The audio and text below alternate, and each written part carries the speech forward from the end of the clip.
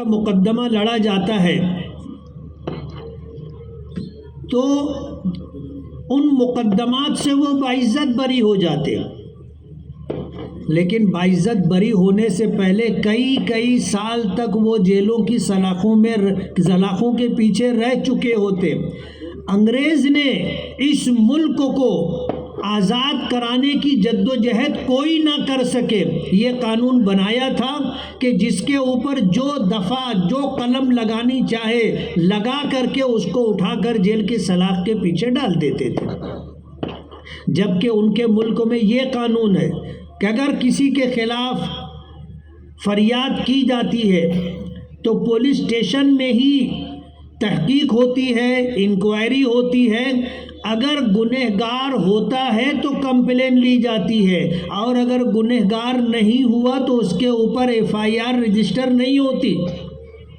ان کے ملک میں یہ قانون ہے، لیکن ہندوستان میں کوئی سر نہ اٹھا سکے اور آزادی کے لیے کوئی آگے نہ بڑھے، جس کے متعلق معلوم ہوتا تھا کہ یہ ہماری حکومت کے خلاف خطرہ بن سکتا ہے یا ہمارے اقتدار اور حکومت کے خلاف کچھ کہہ رہا ہے، اسے اٹھاتے تھے، اس کے اوپر جو دفعہ جو قلم لگانا چاہے لگا کر اسے جیل میں قید کر دیا جاتا تھا۔ کالے پانی کی سزا ہوتی تھی، مالٹا بھیج دیا جاتا تھا، انڈومان نکوبار بھیج دیا جاتا تھا، اور لوگوں کی زندگیاں جیلوں میں کٹ جاتی تھی۔ وہی نظام آج بھی ہمارے یہاں، ہم ہی لوگوں کو لوٹا جاتا ہے، ہم ہی لوگوں کو مارا جاتا ہے، ہماری املاک تباہ و برباد کی جاتی ہے، جلائی جاتی ہے، اور ہم ہی لوگوں کے اوپر مقدمات قائم کیے جاتے، اور یہی سب کچھ آج اس ملک میں ہو رہا ہے۔ ان کے عزائم اچھے نہیں ہیں، ارادے ان کے خطرناک ہیں۔ اس ملک میں اسپین کی قرطبہ کی تاریخ دہرانے کا پروگرام بنایا جا رہا ہے کہ جس طرح وہاں اسلام کو، مسلمانوں کو دیش نکالا دیا گیا، ہندوستان میں بھی اسی طرح کا پروگرام ہے۔ ایک زمانہ تھا اسپین میں بھی مسلمانوں کی حکومت تھی، اور 800 سال تک وہاں بھی مسلمانوں نے حکومت کی، لیکن آج وہاں اسلام بھی نہیں ہے، اور ڈھونڈنے سے آپ کو مسلمان بھی نہیں ملیں گے۔ وہ ظلم و بربریت کا کھیل وہاں کھیلا گیا کہ آج وہاں پر کوئی مسلمان ملتا نہیں۔ قرطبہ کی جامع مسجد جنہوں نے دیکھا ہے وہ بتاتے ہیں کہ دنیا کی ایک بہت بڑی مسجد ہے، لیکن اس کے بیچ میں چرچ بنا دیا گیا ہے، اور اگر کوئی وہاں پر وزٹ کے لیے گیا، کوئی مسلمان اگر وہاں سیاحت کے لیے گیا تو اسے نماز پڑھنے کی بھی اجازت نہیں، وہ وہاں نماز نہیں پڑھ سکتا، مسجد میں اذان نہیں دے سکتا۔ علامہ اقبال بھی گئے تھے، انہوں نے دیکھا تھا، اور باقاعدہ قرطبہ کے اوپر ان کی پوری لمبی چوڑی ایک نظم ہے۔ بتانا مجھے یہ ہے کہ حالات ملک کے سنگین سے سنگین تر ہوتے جا رہے۔ لوگ ہم سے پوچھتے ہیں کہ اب اس ملک میں کیا کرنا چاہیے، ہم مسلمانوں کو اور اقلیتوں کو کس طرح اس ملک میں رہنا چاہیے۔ ظاہر بات ہے آج ہمیں سیاسی طور پر بے وزن کر دیا گیا ہے، ہماری کوئی حیثیت نہیں ہے۔ آپ جہاں ہو، جانکار جن کی سیاست پر، حالات پر نظر ہے وہ جانتے ہیں، ہم تو ان کے ساتھ اٹھتے بیٹھتے، ہم تو بہت قریب سے ان کو دیکھ رہے ہیں، ان کی باتوں کو سن رہے ہیں، اور کیا کرنا چاہتے ہیں اندازہ لگا رہے ہیں۔ آج مسلمانوں کو صرف وہ یہ چاہتے ہیں کہ یہ ووٹر بن کر کے رہے اور مسلمان کبھی لیڈر نہ بن سکے، یہ ان کی پالیسی ہے، اور اسی کے پیش نظر ہم مسلمانوں کو وہ استعمال کر رہے ہیں، اور بہت منصوبہ بندی کے ساتھ، جہاں مسلمانوں کی پوزیشن ایسی ہوتی ہے کہ اگر یہ متحد ہو جائیں تو ان کا کوئی نہ کوئی شخص पार्लियामेंट का इलेक्शन जीत सकता है या असम्बली का इलेक्शन जीत सकता है, तो उस हलके को इस तरह तकसीम कर देते हैं कि मुसलमानों की कोई सियासी हैसियत बाकी ना रहे, उनके वोट बढ़ जाते हैं और अगर वो चाहे भी तो अपने मन चाहे उम्मीदवार को जिता नहीं सकते। और मुसलमानों को खानों में, सियासी जमातों में बांट करके रखा गया है और माशी तौर पर इनको कैसे बेबस किया जा सकता है कि ये हमारे मरहून मिन्नत बन करके रहे। बाकायदा प्लानिंग के साथ ये सब कुछ हो रहा है। लोग पूछते हैं क्या करना चाहिए।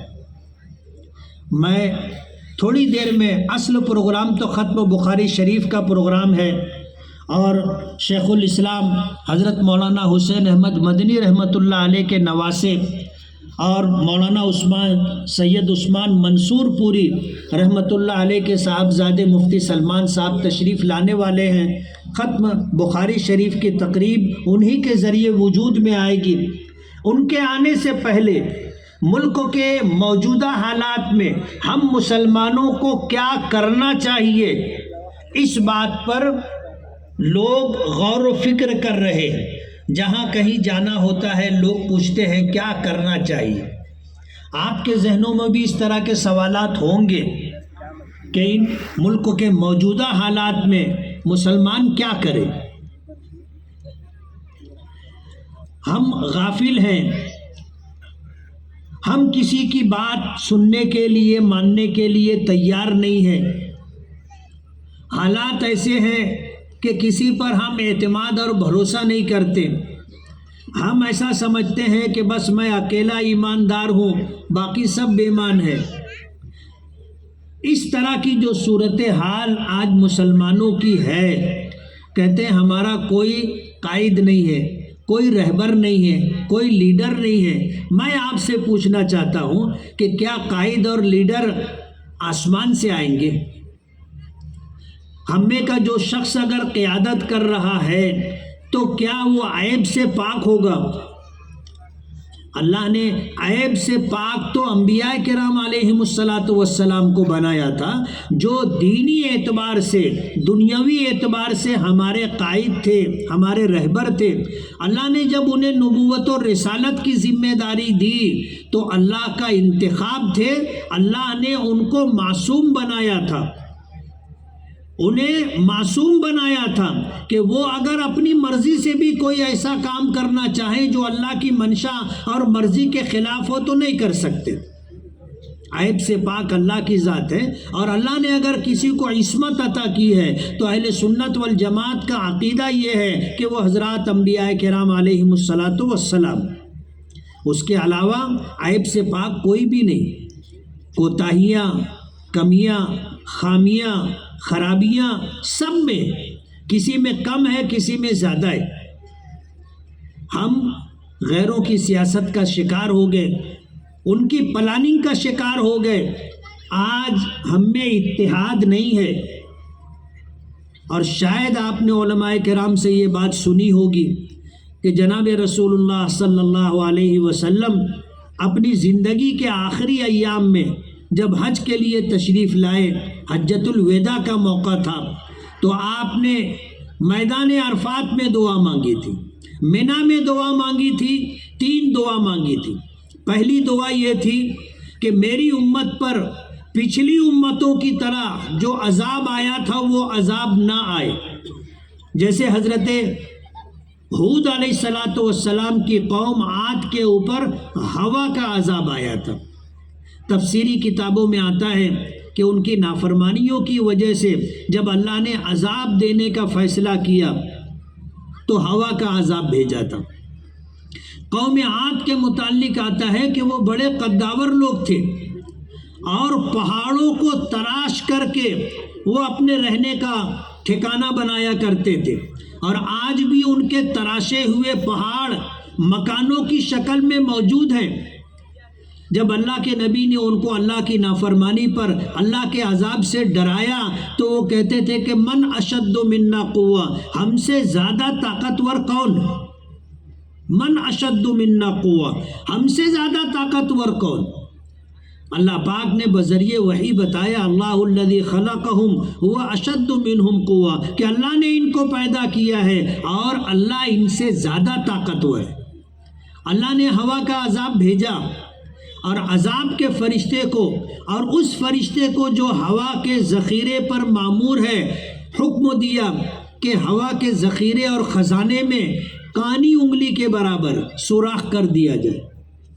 پہلے سوراخ کرنے کا حکم دیا گیا تو فرشتے نے پوچھا کہ کتنا بڑا سوراخ کروں، اور اپنی سمجھ کے اعتبار سے اس فرشتے نے کہا کہ بیل کی ناک کا جو نتنا ہوتا ہے اتنا بڑا سوراخ کر دوں، تو اللہ پاک نے فرمایا کہ نہیں، یہ سوراخ زیادہ بڑا ہو جائے گا، اور کانی انگلی کے بقدر سوراخ کرنے کا حکم دیا۔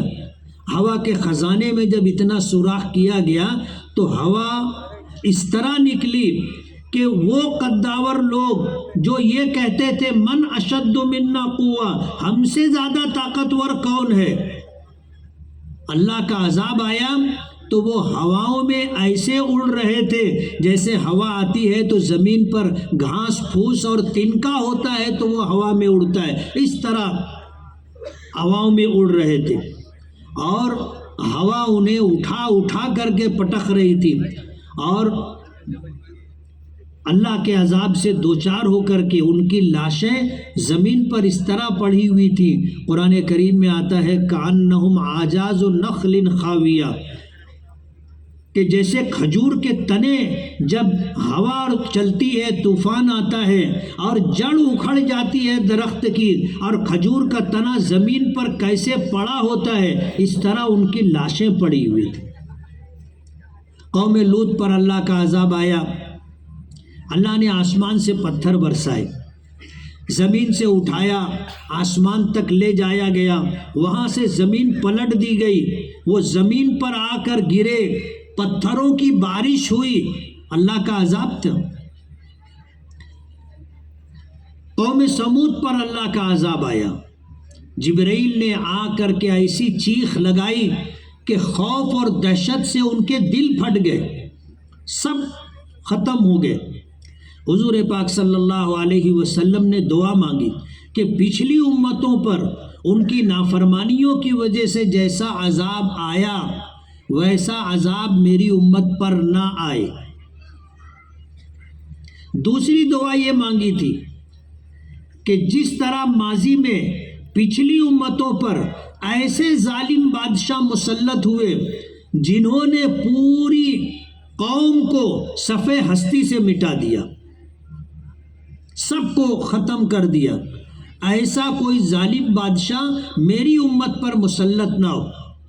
اور تیسری دعا مانگی تھی کہ میری امت آپس میں متحد ہو کر کے مل جل کر کے رہے۔ یہ تین دعا مانگی، میدان مینا میں مانگی، میدان عرفات میں مانگی۔ اللہ پاک نے پہلی دو دعا قبول فرما لی، پہلی دو دعا قبول فرما لی کہ پچھلی امتوں پر اللہ کے جیسے عذاب آئے ویسے عذاب اس امت پر نہیں آئیں گے۔ جس طرح پتھروں کی بارش کا ہونا، آگ کی بارش کا ہونا، ہوا کے طوفان کا آنا، اور نوح علیہ السلام کی قوم پر جیسے سیلاب کا پانی کا عذاب آنا، اس طرح کا عذاب اس امت پر نہیں آئے گا۔ اللہ تعالیٰ نے یہ دعا قبول کر لی۔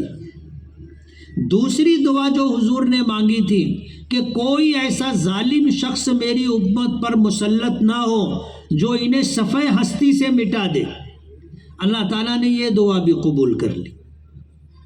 ہمیں یقین ہے اور حضور کی دعا کی قبولیت پر ایمان ہے کہ آج جن کی حکومت ہے یہ یا ان کے جیسے لوگ مسلمانوں کو صفحہ ہستی سے مٹا نہیں سکتے، ختم نہیں کر سکتے۔ یہ موب لنچنگ کر سکتے ہیں، کسی ایک دو شخص کو جان سے مار سکتے ہیں، لو جہاد کے نام پر کچھ لوگوں کی جان لے سکتے ہیں، لیکن ہندوستان میں 20 کروڑ 25 کروڑ مسلمان ہیں، سرکاری اعداد و شمار کے حساب سے 17-18 کروڑ مسلمان ہیں۔ یہ کیسے ہمیں ختم کر سکیں گے؟ نہیں کر سکتے۔ اور ہمارا ایمان ہے کہ اللہ نے یہ حالات اس لیے ایسے بنائے کہ اللہ نے اپنے محبوب کی دعا قبول کر لی، اس لیے ہم مایوس نہیں ہیں۔ یہ اور ان جیسے سینکڑوں بھی اگر ظالم حکمراں بھی آ گئے تو بھی مسلمانوں کو صفحہ ہستی سے مٹایا نہیں جا سکتا۔ کہتے ہیں نا شیطان ہلاکان کرتا ہے، ہلاک نہیں کرتا۔ ہمیں ہراساں کیا جائے گا، ہریسمنٹ کیا جائے گا، پریشان کیا جائے گا اور جینا دوبھر کر دیا جائے گا، لیکن ہمیں صفحہ ہستی سے مٹا نہیں سکتے۔ ہمارے نبی کی دعا ہے اور اللہ نے قبول کی۔ تیسری دعا جو تھی کہ میری امت مل جل کر متحد ہو کر کے رہے، اللہ پاک نے یہ دعا قبول نہیں کی، نہ میدان منی میں قبول کی، نہ میدان عرفات میں قبول کی۔ جب میدان مزدلفہ میں آ کر نبی کریم صلی اللہ علیہ وسلم نے یہی دعا پھر مانگی تو اللہ پاک نے ایک شرط کے ساتھ دعا قبول فرمائی، اور وہ یہ شرط یہ تھی کہ اگر آپ کی امت میرے احکامات پر، میری شریعت پر، میرے دین پر ثابت قدم رہے گی، میری تابع دار، فرما بردار، اطاعت گزار بن کر کے رہے گی تو ان میں اتحاد اور اتفاق رہے گا، اور اگر وہ دین پر نہیں رہے گی تو ان میں اتحاد اور اتفاق نہیں رہے گا۔ اور وہی اتحاد اتفاق نہ ہونے کی وجہ سے ہمارا کوئی وزن نہیں ہے، کوئی حیثیت نہیں ہے۔ ماضی کی سرکار رہی ہو، سرکاریں رہی ہو، یا آج کی سرکار، کوئی آپ کی بات سننے کے لیے، ماننے کے لیے تیار نہیں ہے، اور وہ یہ سمجھتی ہے کہ یہ ہمارا کچھ کر بھی نہیں سکتے۔ ہم ہیں کہ ہم میں اختلاف ہے، ہم الگ الگ سیاسی پارٹیوں میں، برادریوں میں الگ الگ باتوں کو عنوان بنا کر کے دوسروں سے ہٹ کٹ کر کے زندگی گزار رہے، نہ ہمارا کوئی قائد ہے، نہ ہم کسی کو اپنا قائد ماننے کے لیے تیار ہیں۔ علماء نے لکھا ہے کہ اللہ تعالیٰ جب کسی قوم سے ناراض ہوتا ہے تو 3 طرح کے عذاب بھیجتا ہے۔ پہلا، اللہ تعالیٰ کوئی زمینی یا آسمانی عذاب ان پر نازل کرے، یہ سلسلہ حضور کی دعا سے ختم ہو گیا۔ دوسرا، کوئی ظالم بادشاہ مسلط ہو جائے اور ان کو ناکوں چنے چبوا دے، یہ دعا بھی اللہ نے قبول کر لی، عذاب کا دوسرا سلسلہ بھی ختم ہے۔ لیکن تیسرا عذاب آنے کا، اللہ کا عذاب جو تیسری شکل میں آتا ہے، وہ آپس کا اختلاف ہے۔ ہم میں بے دینی رہے گی تو ہم میں اختلاف رہے گا، ہم میں دینداری آئے گی تو اللہ پاک کی طرف سے ہم میں اتحاد اور اتفاق پیدا ہوگا۔ یہ آپس کا اختلاف، یہ بھی اللہ کا ایک عذاب ہے، اور یہ بے دینی کی وجہ سے آتا ہے۔ ملکوں کی تاریخ پر اگر آپ کی نظر ہوگی تو ہندوستان میں جب انگریز قابض تھے اور اس ملک میں بسنے والی تمام قومیں، چاہے وہ ہندو ہو، چاہے مسلمان ہو، یا اور کسی مذہب اور دھرم کا ماننے والا ہو، سب غلامی کی زندگی گزار رہے تھے۔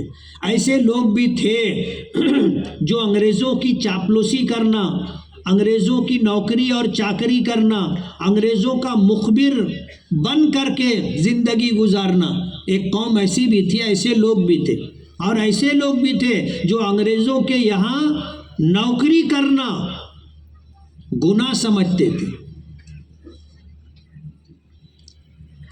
انگریز نے اس ملک سے اسلام کو ختم کرنے کے لیے ہر ممکنہ کوشش کی، اور انگریز نے عیسائی مشنریوں کو لا کر کے اسلام اور مسلمانوں کے خلاف جو ان کے بس میں تھا سب کچھ کرنے کی کوشش کی۔